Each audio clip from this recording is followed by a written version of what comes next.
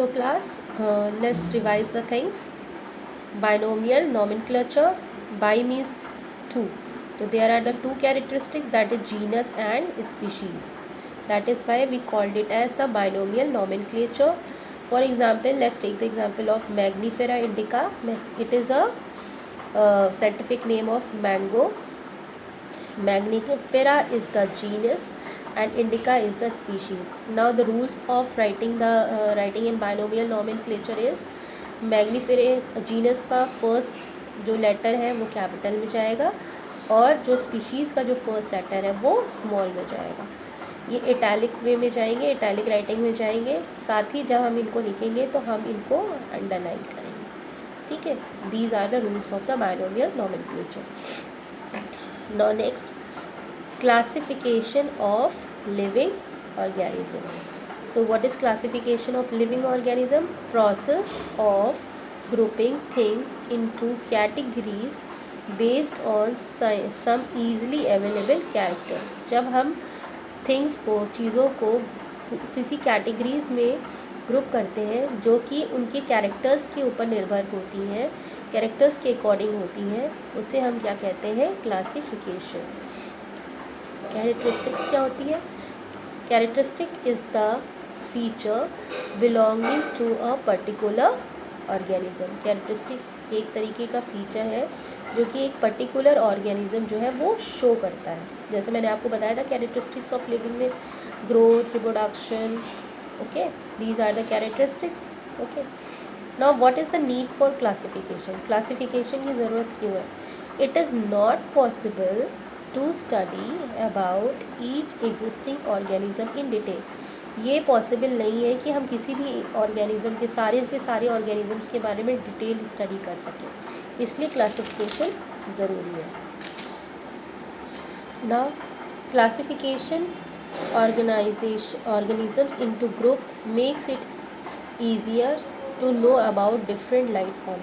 हम अगर क्लासिफिकेशन करते हैं तो हम किसी ग्रुप के बारे में अगर स्टडी करें तो हमें डिफरेंट लाइफ उसी ग्रुप में मौजूद और भी डिफरेंट फॉर्म्स ऑफ लाइफ के बारे में पता चल जाएगा. क्यों? Because they are categorised in one similar group, तो they are showing exhibiting the same characters. That is why तो हमारी स्टडी जो है वो ईजी हो जाएगी. टेक्सोनॉमी. टेक्सोनॉमी क्या हुई? Scientific terms for categories into which the organisms are group. Taxonomy क्या होता है? टेक्सोनॉमी एक तरीके का साइंटिफिक टर्म कैटेगरी है जिसमें हम ऑर्गेनिजम्स को ग्रुप करते हैं. ओके, सो टेक्सोनॉमी क्या हुई? Taxonomy is a scientific terms for categories into which the organisms are group. Scientific terms है कैटेगरीज का जिसमें हम ऑर्गेनिजम्स को ग्रुप करते हैं. It indicate categories at very different level. ये डिफरेंट लेवल्स पे डिफरेंट कैटेगरीज को इंडिकेट करती है. All living organisms can be classified into different taxa. जितने भी लिविंग ऑर्गेनिज्म हैं उनको हम डिफरेंट ग्रुप्स में डिस्ट्रीब्यूट कर सकते हैं अकॉर्डिंग टू देयर कैरेक्टरिस्टिक्स. ठीक है. The next and the last is the systematic. Systematic क्या है? It is the branch of science which deals with the systematic arrangement of organisms and relationship among them. ये एक branch of science है. ये science की एक branch है जिसमें हम ऑर्गेनिजम्स का systematic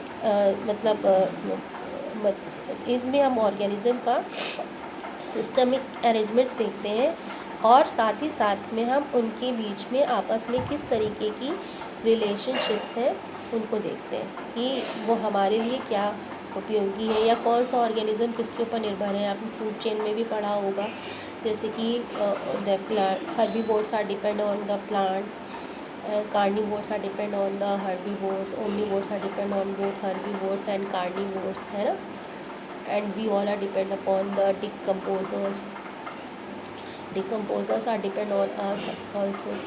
So we all are get connected with each other. There is some relationships is always going on between us.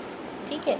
That relationship is being studied in the branch of science that we call the systematic. Okay, so students, just complete your notes, and after that I'll attach the sheet. You will have to solve the sheet. Okay, so be happy, stay safe, bye.